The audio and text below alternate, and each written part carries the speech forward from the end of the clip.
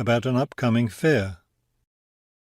First, you have some time to look at questions 1 to 4.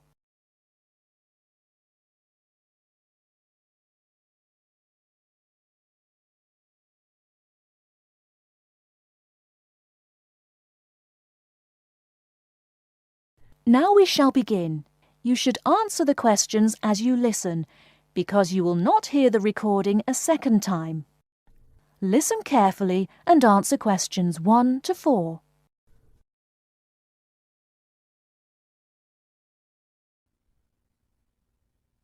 Good afternoon and welcome to City Hour, the radio show that brings you all the latest information about events in and around our city. Today we have with us Cynthia Smith, who is heading up this year's City Fair. Cynthia, would you start by giving us some of the basic information about the fair? Where will it take place this year? I'm glad you asked that question because I know most people will be expecting the fair to be at the fairgrounds as usual, but we've had to change the location this year due to some construction work. You know, they're building the new high school in that neighbourhood and they've been using the fairgrounds as a place to store construction materials. So we've moved the fair to City Park, which I think is a wonderful location. Yes, that will be a great place for the fair. I understand that the fair begins on Friday morning with a special opening event. Actually, it won't begin until that evening, but you're right about the special event. Traditionally, we've begun with a parade, but this year our opening event will be a special dance performance. And the most exciting part is that the mayor will be one of the dancers. The mayor is a woman of many talents. Cynthia, could you tell our listeners about the price of admission? What will it cost to attend the fair? We're trying to keep the price down as much as possible. A 3-day pass is just $25, or you can buy a Saturday or Sunday only pass for $15. The opening event on Friday, the dance performance, doesn't cost anything to attend, and we're hoping a lot of people will come to watch that.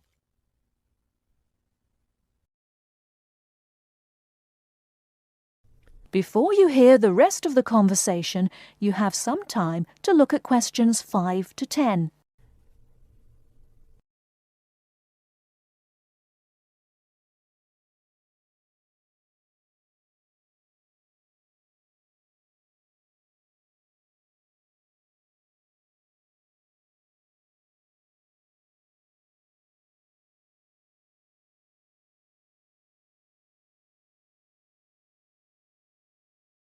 Now listen and answer questions 5 to 10.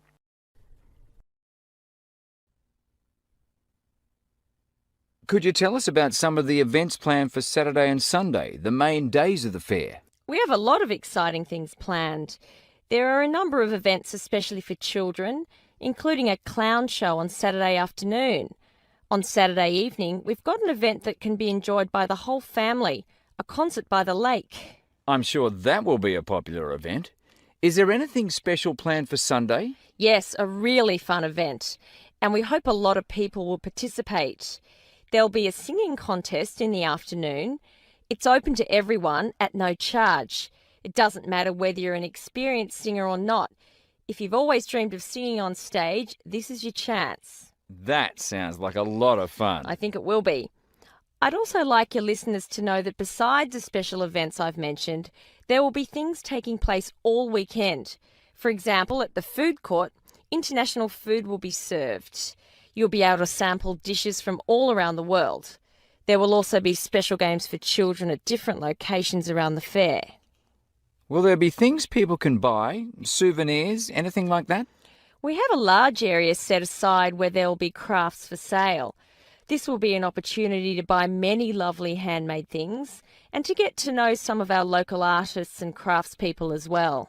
It sounds like there will be a lot of fun for everyone at this year's fair. Thank you for sharing the information with us, Cynthia. Thank you for inviting me.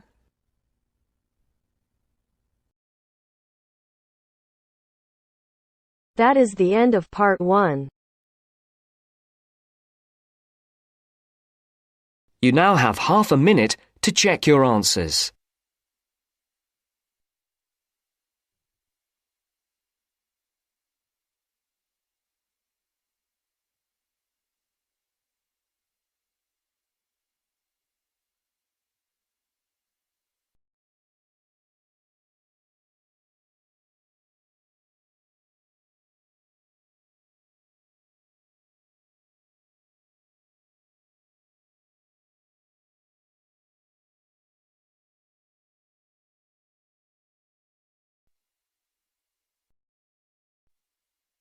Now turns to part 2.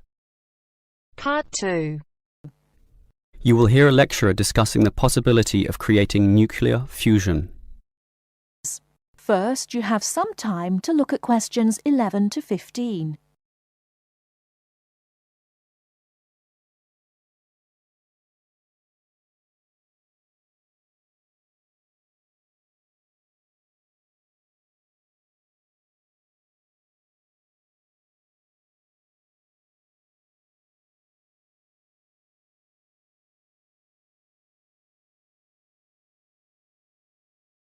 Now, listen carefully and answer questions 11 to 15. We look at the sun, a huge ball streaming out essentially limitless energy into space, and we think about how we need that energy here on Earth. Our oil reserves are running out, coal burning causes much pollution, and nuclear energy has many dangers. But where does the sun itself get its energy? The answer is that the sun makes it using fusion, or, more specifically, in a hydrogen fusion process. There is no pollution, no radioactivity, no waste products, and we have plenty of hydrogen. So, hydrogen fusion seems the perfect answer to our energy needs, and scientists have long attempted to achieve it here on Earth. So what happens during this process? The first step is to make two light atomic particles approach. In the case of our sun, these are hydrogen particles, the lightest and also the easiest to deal with. However, the problem is that the nuclei of atoms have electric fields, and fusion between these particles is opposed by their similar electric charge. They most naturally repel each other, and the nuclei of all elements are exactly the same in this respect. Thus, in order to overcome this repulsion and force them together, in the second step, the particles are heated. The trouble is, you need a lot of heat, incredible temperatures of the sort only seen on the surface of the sun. This is many millions of degrees, far higher than the melting point of any known material. Still, the concept is simple. The hot, wildly moving particles, which are now called plasma, will crash into each other, resulting in the third step, the fusion into helium, which releases energy and begins a self-sustained process. Before you hear the rest of the talk, you have some time to look at questions 16 to 20.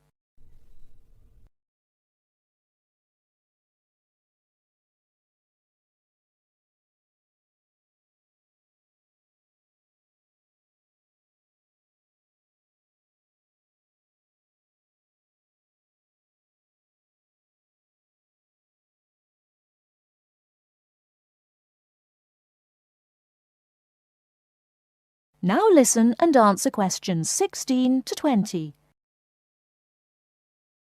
So, we know how fusion works. Thus, the big question is, can we create it here on Earth? We actually have the technology to superheat hydrogen into plasma, but no container on Earth can deal with those temperatures. Thus, we need to confine this superheated material so that it doesn't touch anything. For that, we need a special reactor, and most research has focused on an apparatus known as a tokamak system. That's Tokamak, an acronym from some Russian words meaning toroidal chamber with magnetic field. It's an apt name, since a very powerful magnetic field is used to confine and suspend the super hot plasma in the air so that it doesn't touch anything. This is possible only because this plasma has an electric charge, which interacts with the magnetic field. Of course, the walls of the fusion vessel will still get hot, very hot, and to avoid being melted, they must be cooled with a cryogenic system to intensely low temperatures. But now we are faced with the second problem. If we are to draw power from this system, the reaction must be continuous and controllable. However, when fusion begins, the plasma becomes unstable, and at these temperatures, that is a very serious situation. If we lose control, a disaster could result. Despite the obstacles, in 2010, a European device managed some success, but needed far more power to generate the fusion reaction than that produced from the fusion itself. Obviously then, it was not useful as a power source. More to the point, this system could only sustain a fusion reaction for a fraction of a second, yet, to self-sustain, the fusion needs to run for at least 10 seconds. And the future looks bleak. Unfortunately, most scientists predict that many decades will have to pass before fusion power can become a practical reality. That is the end of part 2. You now have half a minute to check your answers.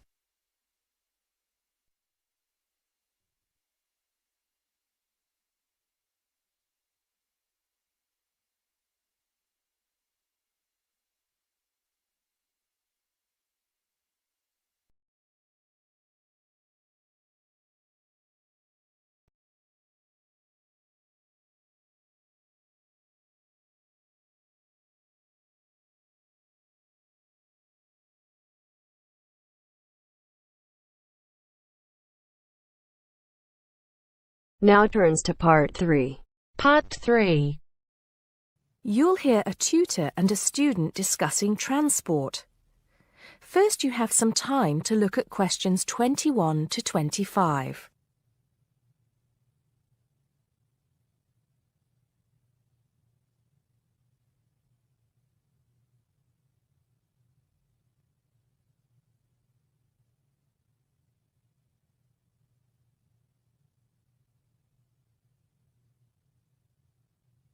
Now listen carefully and answer questions 21 to 25.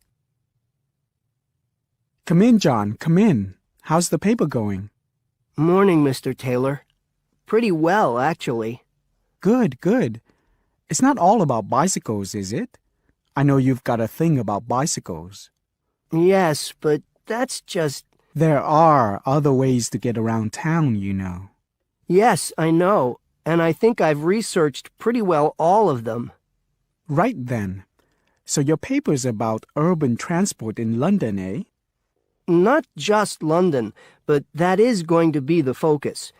I've also looked at urban transport systems in cities around the world.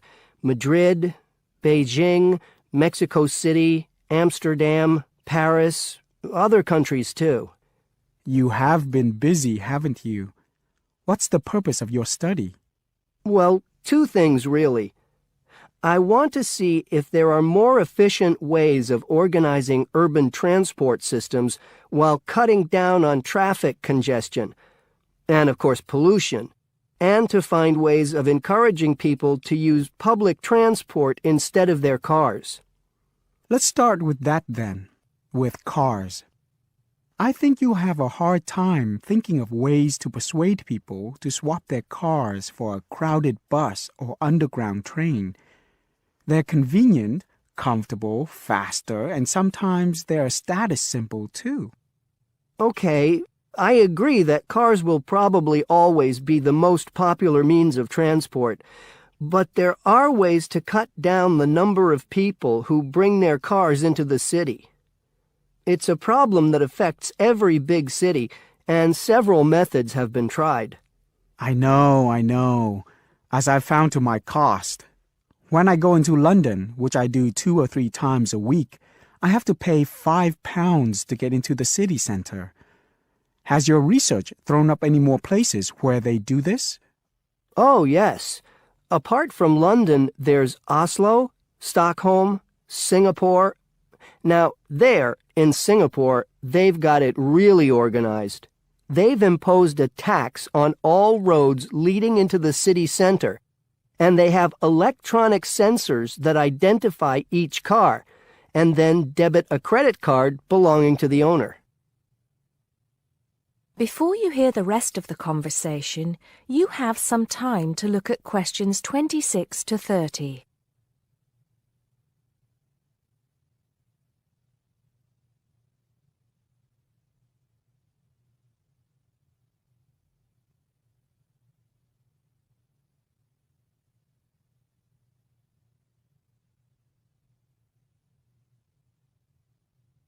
Now listen and answer questions 26 to 30. And other cities, instead of charging motorists to come into the city center, have tried other measures. Such as? Well, in Athens, cars are only allowed to go into the city center on alternate days, depending on their license plate number. In Bogota and some other Latin American cities, such as Quito and Sao Paulo, they've developed what is called a BRT system. A what?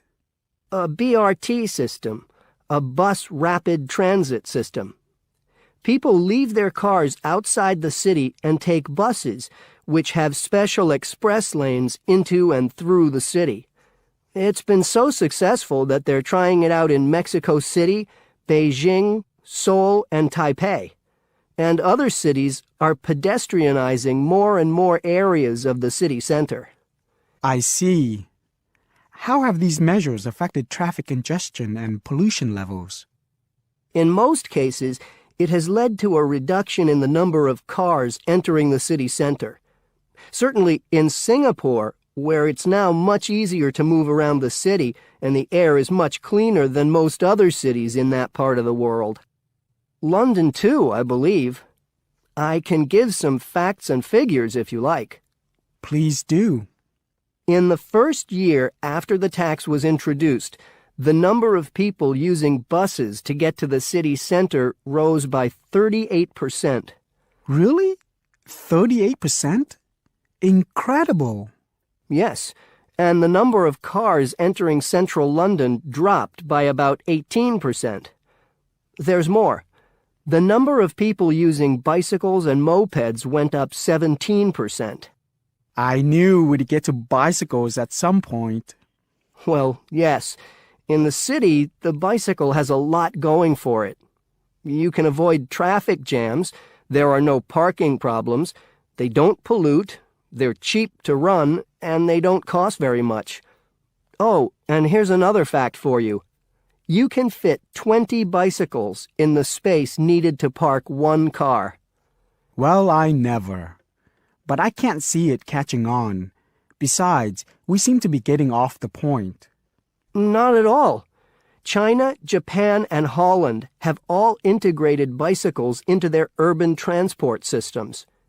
In Holland and Japan, they've got special parking areas for commuters who get to the station by bike, and Japan has even built multi-story parking facilities for bikes close to railway stations. Then look at America. In New York, delivery services use bicycles because they can deliver messages and small parcels far more quickly and at much lower cost than cars or vans. Even the police use bicycles. In fact, in about 80% of the towns in America where the population is around 500,000, the police regularly patrol on bicycles. And they have proved to be effective because they can reach the scene of an accident or crime faster and more quietly than officers in patrol cars, making a lot more arrests per officer. Well, you do know your bicycles, don't you? But I do need to hear more about the public transport system and what's to be done about that. And I'd like you to look a bit more into the economics of it, how much it will cost to improve the situation, and so on. Okay? Right. See you next Tuesday. Yes, next Tuesday. Bye, Mr. Taylor.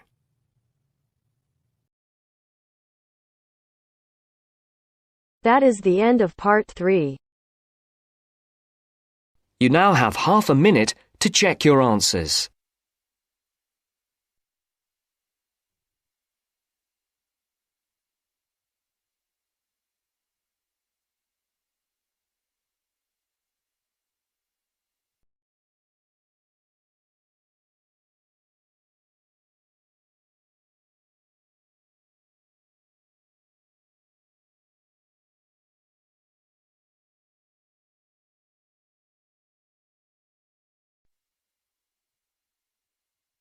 Now turns to part 4.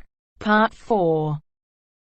You will hear a lecture about sports. First, you have some time to look at questions 31 to 40.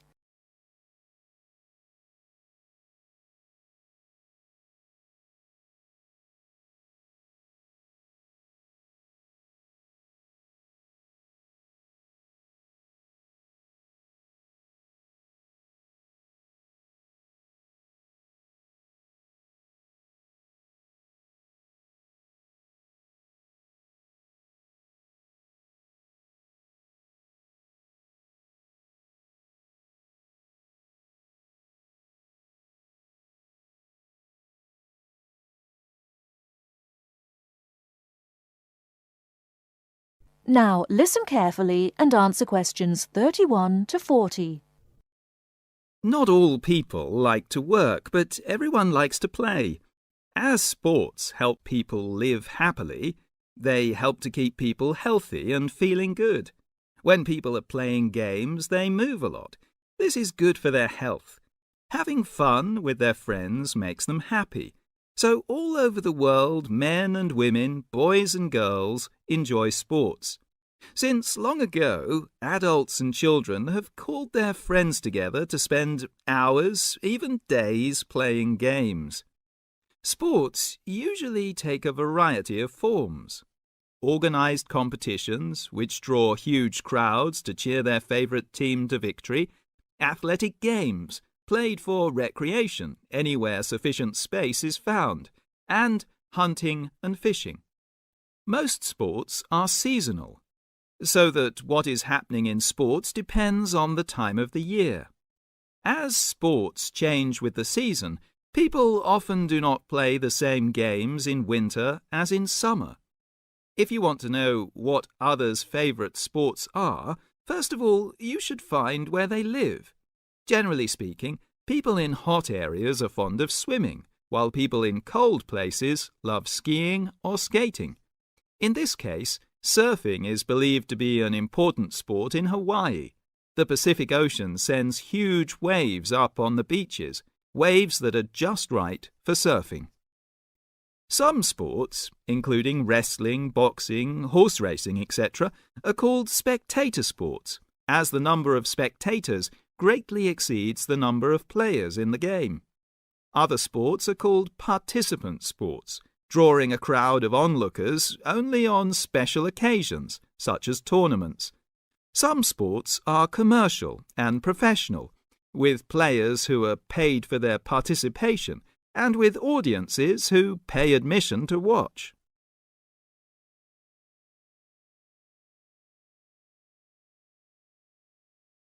That is the end of part 4. You now have half a minute to check your answers.